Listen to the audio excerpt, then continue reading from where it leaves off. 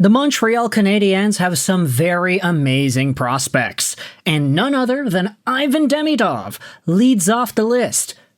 But in this video, we're not going to be talking about the top prospects the Habs have today.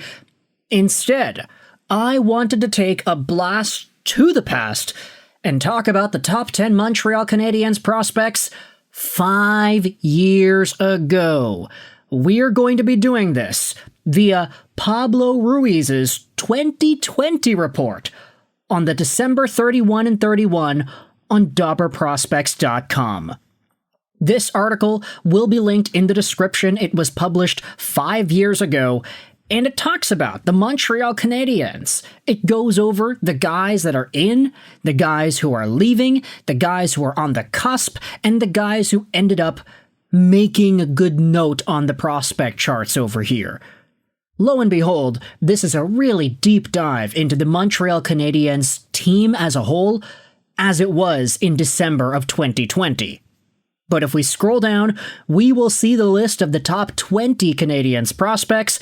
I wanted to dive into the top 10 and just take a look at where things are today versus where we thought they would have been in 2020. So without further ado, we've got 10 names and a few minutes to go out there and talk about them. Let's talk about the 10th best Canadiens prospect 5 years ago. It is Jesse Ylönen, who, right now, is playing for Djurgårdens in the SHL. Ylönen was a second-round pick by the Canadiens back in 2018, and ever since his draft year, he ended up putting up some pretty big numbers for a junior player in the Finnish Liga. A lot of folks were getting really excited because this guy was outproducing most fellas in his age range, and inevitably, Ylönen made the jump over to North America. He played some games with the Montreal Canadiens here and there, became a pretty reasonably good player for the Laval Rocket, but then he had a season with Montreal, had 8 points in 59 games in 23-24, and that was unfortunately it. Ylönen then spent the next season with Syracuse and Milwaukee in the AHL. Wasn't particularly amazing. I mean, he was half a point a game, that's fine. But then he decided to take his talent back over to Sweden. He is going over to Europe for the first time in 5 years. He is no longer in North America, and at 25 years old, I think it's safe to say that Ylönen's NHL potential is probably done. Let's go over onto the 9th best NHL prospect 5 years ago. It's Jaden Strubel. This is a guy the Canadiens fans should be still pretty familiar with, because Struble is on the team, and I'd say he's a pretty reasonably good player.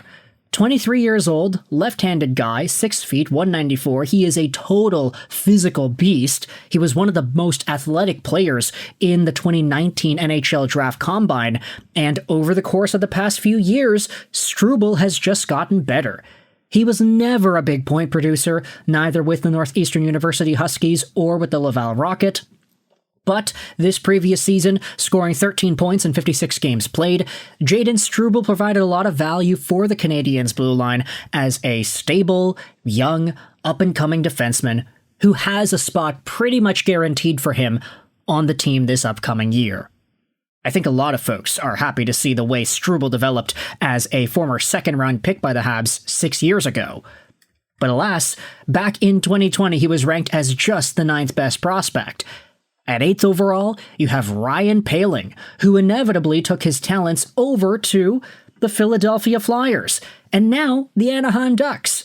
Poehling was, at one point, supposed to be the next best thing in Montreal, a former first-round pick in 2017 who inevitably had a really good World Juniors a few years later on, and who also was a very highly productive St. Cloud State University producer. Ryan Poehling then played his first game in the NHL, scoring a hat trick against the Maple Leafs and then the shootout winner, I believe, something like that. The guy was shot out of a cannon in his very first NHL game, and there was a period in time where Ryan Poehling outscored Wayne Gretzky on a per-game basis. Inevitably, though, Poehling the next few years was never able to fully become what Habs fans thought he would have been.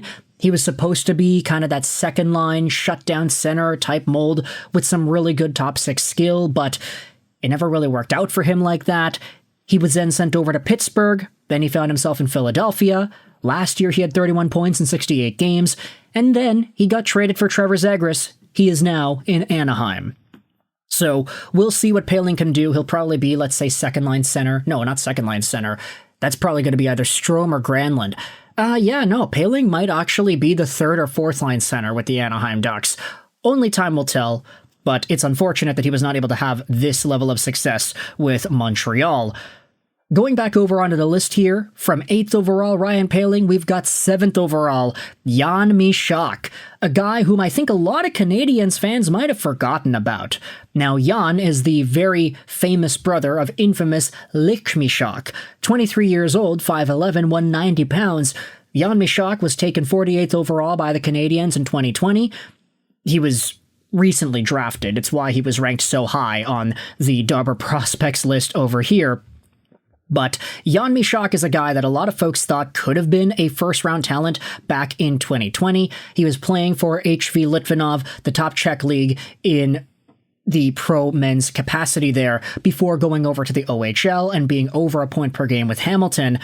Things just really did not work out all too well for Mishak, as he got drafted by Montreal, spent some time in Laval, wasn't particularly great, then went back to the OHL, and he was a point per game, which is fine, but in this season he was a draft +2 guy, so that production really isn't that impressive for somebody in his age range.